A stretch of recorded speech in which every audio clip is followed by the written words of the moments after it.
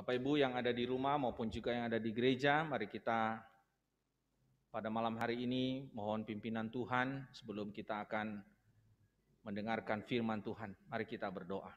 Ya Tuhan yang penuh kasih, izinkan kami pada malam hari ini disapa oleh firman-Mu, karena kami tahu bahwa firman-Mu itu sumber kekuatan kami, dan firman itulah yang meluruskan jalan-jalan hidup kami, sehingga hidup kami lebih bermakna, lebih berarti, dan hidup kami boleh menjadi terang di tengah-tengah dunia.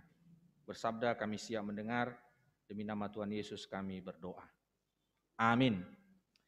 Saudara-saudara yang dikasihi Tuhan, selamat malam, Shalom. Malam hari ini firman Tuhan diberikan judul, ekspresikanlah sukacitamu. Mari kita akan membaca bagian firman Tuhan malam hari ini yang terambil dari Mazmur pasal 16, ayat yang pertama sampai ayat yang ke-11. Mazmur pasal yang ke-16, ayat yang pertama sampai ayat yang ke-11. Izinkan saya akan membacakannya bagi kita. Demikianlah sabda Tuhan. Miktam dari Daud, jagalah aku ya Allah, sebab padamu aku berlindung. Aku berkata kepada Tuhan, Engkaulah Tuhanku, tidak ada yang baik bagiku selain Engkau. Orang-orang kudus yang ada di tanah ini, merekalah yang orang-orang kudus yang ada di tanah ini, merekalah orang mulia yang selalu menjadi kesukaanku. Bertambah besar kesedihan orang-orang yang mengikuti Allah lain. Aku tidak akan ikut mempersembahkan korban curahan mereka yang dari darah.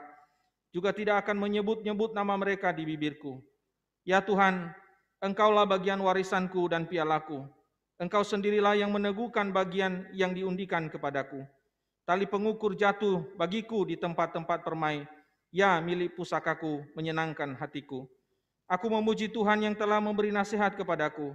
Ya, pada waktu malam hati nuraniku mengajari aku. Aku senantiasa memandang kepada Tuhan, karena Ia berdiri di sebelah kananku. Aku tidak goyah. Sebab itu, hatiku bersukacita dan jiwaku bersorak-sorak. Bahkan tubuhku akan diam dengan tentram. Sebab Engkau tidak menyerahkan aku ke dunia orang mati, dan tidak membiarkan orang kudus-Mu melihat kebinasaan. Engkau memberitahukan kepadaku jalan kehidupan. Di hadapan-Mu ada sukacita berlimpah-limpah. Di tangan kanan-Mu ada nikmat senantiasa. Saudara-saudara yang dikasihi Tuhan, jaringan hotel Holiday Inn yang mungkin saudara tahu atau mungkin pernah nginap di sana, Holiday Inn, suatu ketika mencari 50 karyawan yang akan dipekerjakan di hotel atau di jaringan hotel mereka. Dan mereka kemudian mewawancarai saudara kurang lebih 5.000 orang yang melamar untuk 50 pekerjaan itu.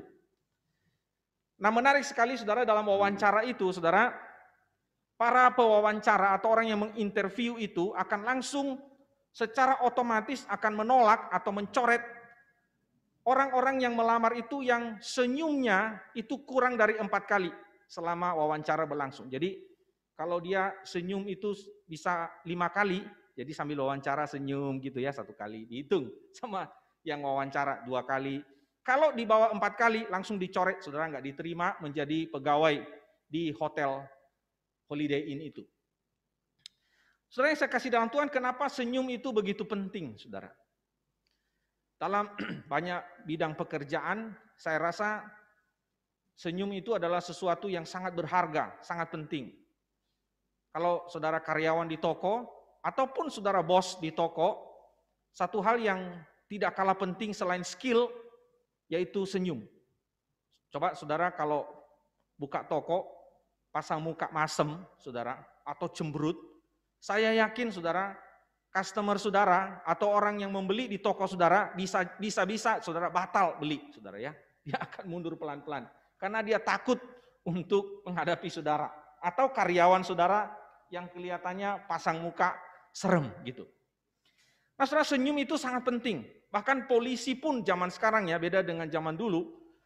Kalau menginterogasi seorang kriminal, saudara, kadang-kadang mempergunakan teknik senyum untuk bisa membuktikan atau bisa menunjukkan atau bisa mengambil satu kesimpulan sampai pada satu waktu di mana kriminal itu akan mengakui kesalahannya. Jadi polisi tidak melulu pakai muka garang, sangar, menakutkan untuk mengintimidasi atau membuat kriminal itu mengaku. Dengan senyum itu bisa membuat kriminal itu akhirnya mengakui kesalahannya.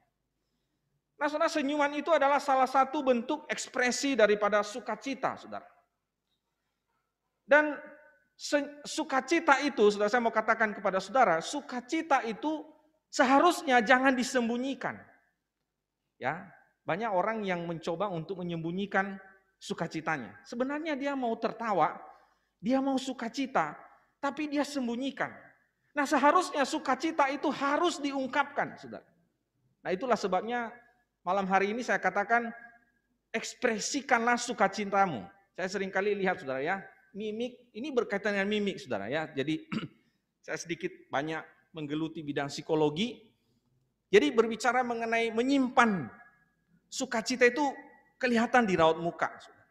Jadi orang kalau sukacitanya ditahan itu seperti ini mukanya, ya. Ya, kayak begitulah, ya. Atau gitu. Padahal sebenarnya dia mau atau dia ketawa gitu, ya. Ketawa tapi dia tahan ketawanya. Jadi mau dia ketawa gitu misalnya, ya. Gitu, ya. Tapi gitu. Jadi dia bisa menahan sukacitanya.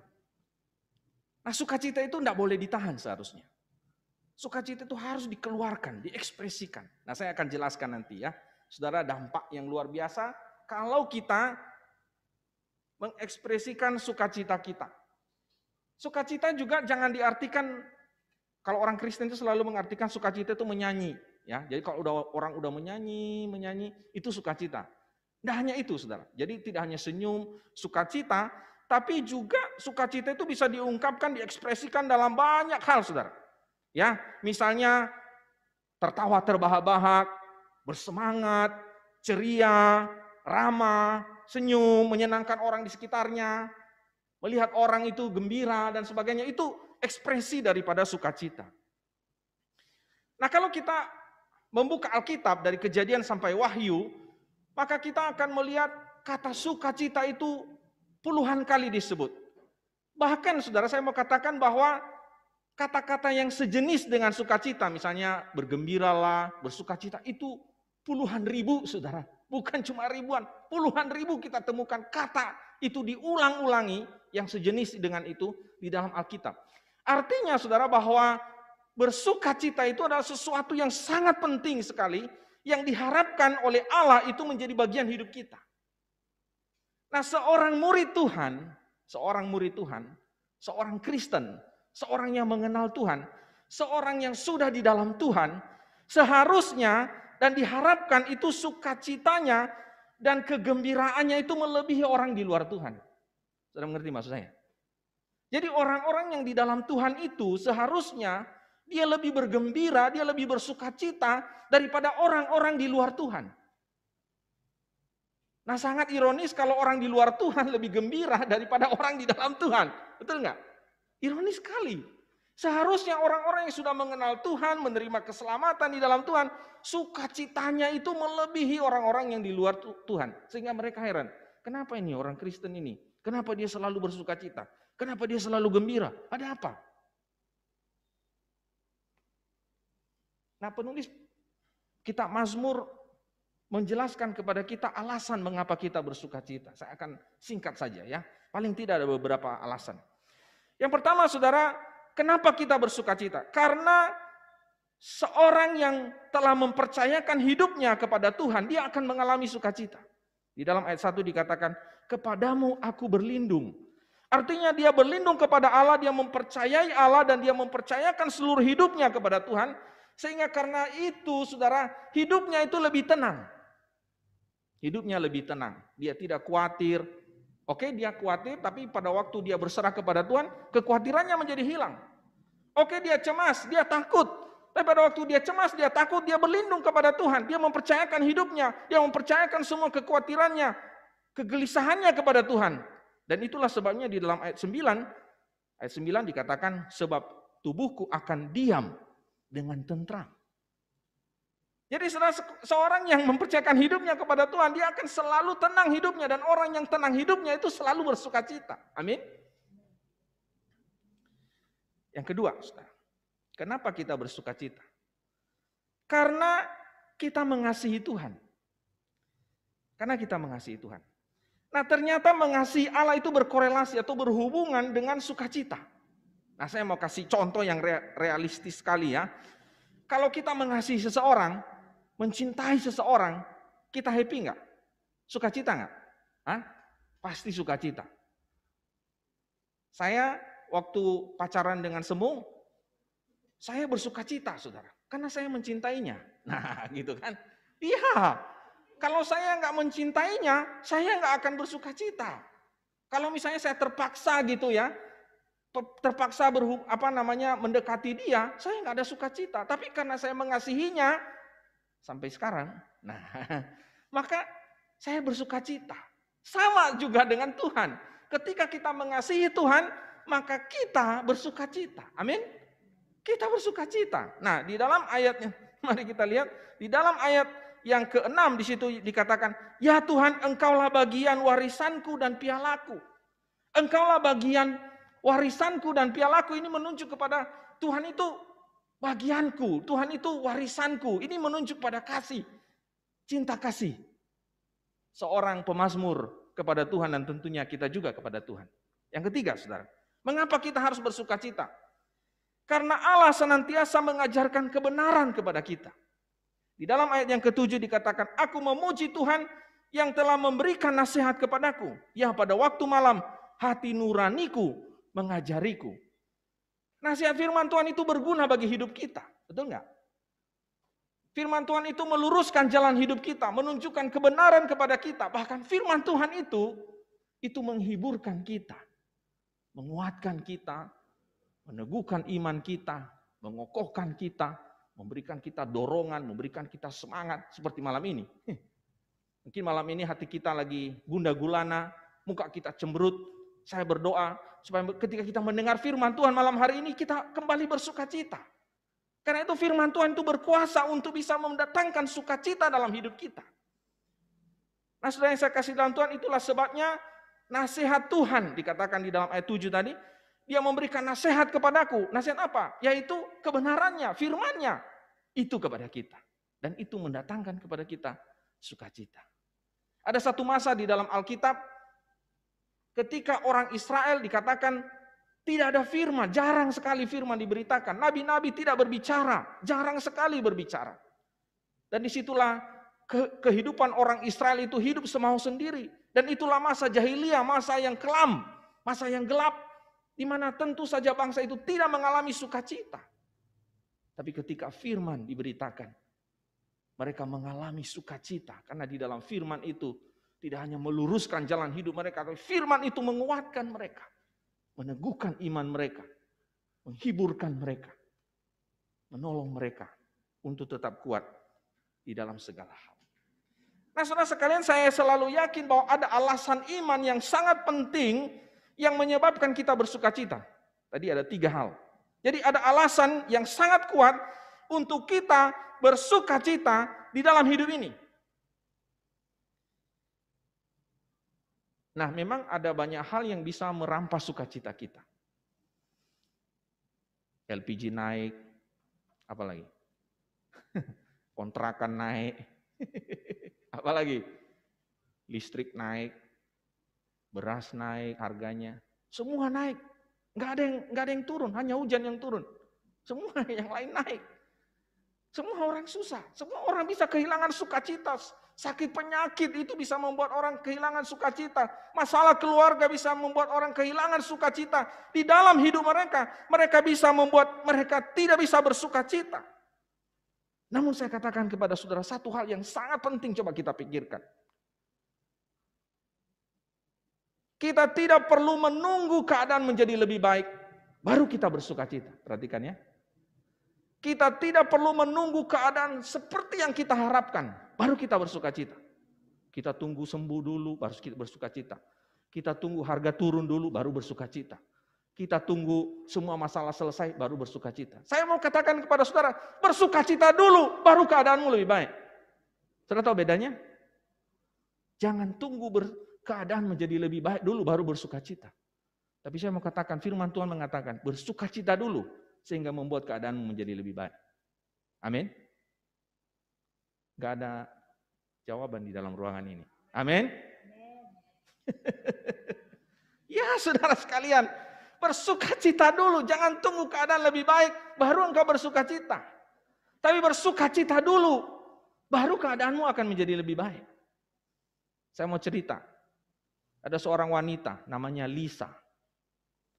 Lisa ini seorang yang mengenal Tuhan. Seorang aktivis gereja. Adik seorang pendeta. Seorang yang rajin baca Alkitab. Seorang yang suka berdoa. Tapi suatu waktu dia mengalami masa-masa yang paling sulit di dalam hidupnya. Dan pada waktu dia mengalami masa-masa yang sulit itu, saya mau katakan, selama berbulan-bulan dia mengurung diri. Wajahnya cemberut, mukanya muram. Dia tidak mau keluar dari kamar, dia mengurung diri di rumah. Orang-orang menguatkannya, orang-orang mendorongnya supaya dia harus kuat, harus fight, harus bangkit, harus move on, tapi dia tidak. Padahal dia baca Alkitab. Orang-orang datang menghiburnya, orang-orang datang menguatkannya, tapi semua enggak mempan. Dia sendiri juga berdoa, Tuhan tolong, saya sedang mengalami kesusahan, kenapa ini terjadi? Dan dia terus mengalami kesedihan di dalam hidupnya. Dan selama berbulan-bulan tidak ada perubahan dalam hidupnya, sampai suatu saat dia berpikir begini, kenapa saya tidak bersukacita? Kenapa saya menunggu keadaan menjadi lebih baik baru saya bersukacita? Dan itulah titik balik dalam hidupnya, dalam hatinya. Sehingga dia mengambil keputusan, aku mau bersukacita. Dan hari itu, dia mau bersukacita. Dan ketika hatinya bersukacita, dan ini memang tidak mudah saudara ya, dia mulai membiasakan diri bersukacita, tersenyum, gembira, berbulan-bulan tidak ada senyum, berbulan-bulan tidak ada sukacita. Tapi hari itu dia mengambil kesimpulan, mulai hari ini, keputusan, hari ini saya akan mulai tersenyum. Dan perlahan-lahan, hari demi hari, karena senyum itu, sukacita itu, mungkin awal-awal seperti dipaksakan, tapi lama-lama menjadi senyum yang asli, sukacita yang asli, yang lahir dari hatinya. Saudara, saya mau katakan kepada saudara, kita banyak tahu tentang bagian ini. Kita tahu firman Tuhan mengajarkan kita bersukacitalah. Rasul Paulus mengatakan berkali-kali bersukacitalah. Oh, kita tahu itu. Tapi kenapa kita tidak melakukannya? Karena kita menunggu semua keadaan baik dulu baru bersukacita. Salah. Bersukacita dulu, baru keadaan akan menjadi lebih baik. Amin. Amin. Saudara-saudara yang saya kasih dalam Tuhan, ada orang-orang tertentu yang memang dikaruniai wajah, muka yang bersukacita, saudara. Pernah lihat enggak orang yang kayak gitu? Hah? Kalau ketemu dia selalu senyum. Kayak di gereja ini ada namanya Louis. Ya kan? Kalau saya ketemu dia selalu gembira dia, mukanya sukacita selalu. Sehingga saya selalu tersenyum, kalau dia tersenyum, saya juga ikut tersenyum. Ada orang-orang tertentu yang memang dikaruniai Tuhan muka yang memang nggak tahu ya, garis-garis mukanya itu memang mengeluarkan senyum. Mungkin waktu lahir pun udah senyum. Jadi begitu lahir brojol dari perut mamanya, dia langsung udah senyum. Masih baby, dia senyum. Coba lihat bayi-bayi ya, coba difoto. Ada yang mukanya muram, ada yang mukanya senyum kan? Nah memang ada orang-orang yang dikaruniai oleh Tuhan, muka senyumnya itu luar biasa. Waduh, ya apa namanya itu? Smile face ya. Apalah namanya itu. Bersukacitalah, bergembiralah kalau engkau dikaruniai itu oleh Tuhan. Tanpa membuat muka senyum pun, mukanya udah kelihatan tersenyum. Dan itu sangat luar biasa sekali.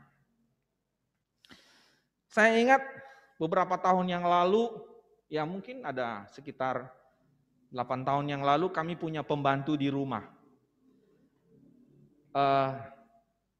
Namanya Mbak Ti. Dia kerja kepada kami itu 8 tahun. Lama sekali ya.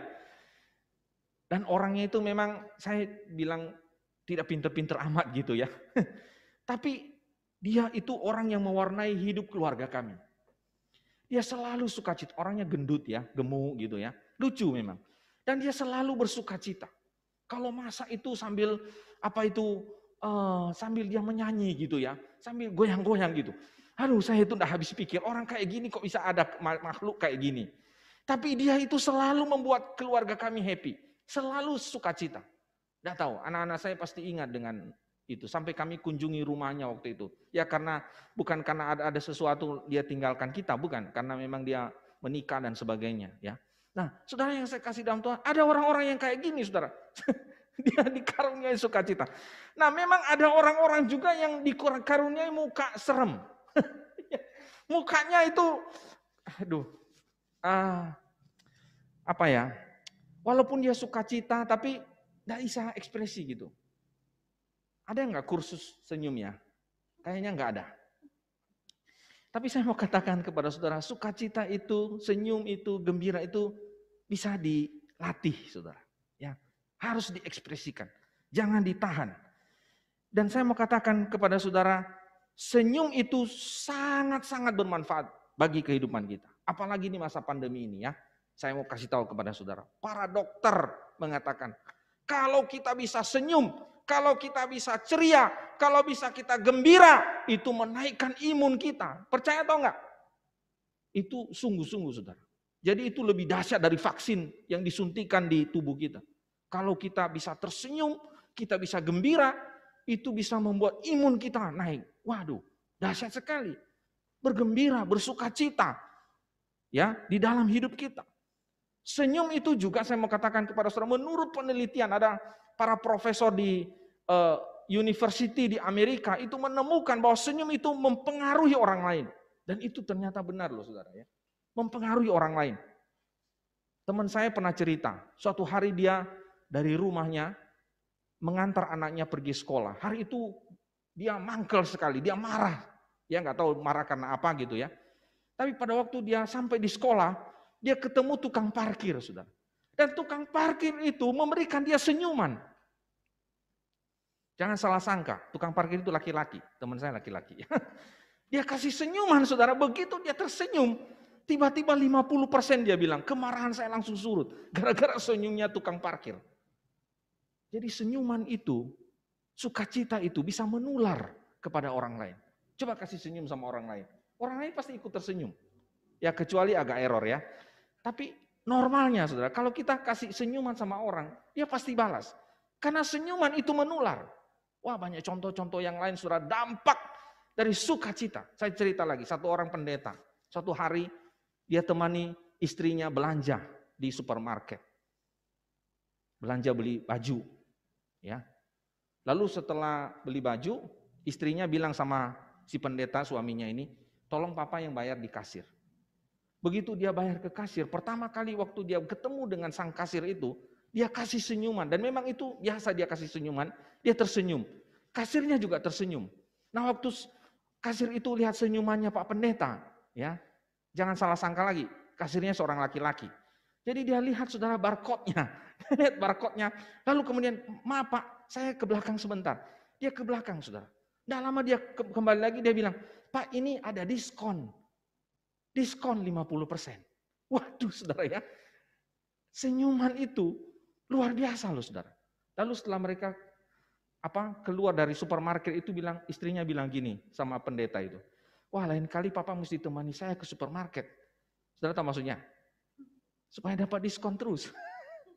Saudara yang saya kasih dalam Tuhan, senyum, sukacita, kegembiraan itu memiliki dampak yang luar biasa bagi hidup kita, bagi diri kita. Tetapi juga membawa berkat bagi orang lain. Maka ekspresikanlah kegembiraan sukacita kita. Memang saudara, saya mau katakan kepada saudara, kadang-kadang senyum kita itu menimbulkan kecurigaan bagi orang lain. Memang ada orang-orang yang curiga dengan senyum kita. Ada orang-orang yang juga bilang, kenapa sih dia senyum? Ada apa dengan dia? Gitu kan? Ada orang-orang tertentu yang tidak suka dengan sukacita kita. Mereka iri, kenapa dia sukacita? Dia tidak suka dengan sukacita kita. Ada orang-orang tertentu saudara sekalian yang kemudian berpikir macam-macam tentang senyum kita atau sukacita kita. Tapi udahlah, kita hidup bukan karena apa kata orang. Katanya Semu beberapa waktu yang lalu kan sudah diajarin soal itu. Kita hidup bukan karena kata orang. Kita hidup menurut apa yang firman Tuhan katakan. Firman Tuhan katakan bersukacitalah, maka bersukacitalah. Sukacita itu akan mewarnai hidup kita kalau kita ekspresikan, kita nyatakan.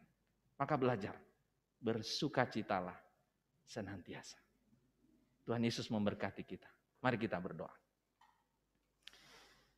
Tuhan, banyak hal di dalam hidup ini yang membuat kami kehilangan sukacita. Tapi malam hari ini firman-Mu mengingatkan kami betapa pentingnya sukacita itu. Bahkan sebagai murid Tuhan seharusnya kami lebih bersukacita, lebih bergembira di dalam hidup kami, melebihi orang-orang yang di luar Tuhan atau tidak mengenal Tuhan. Tuhan tolong kami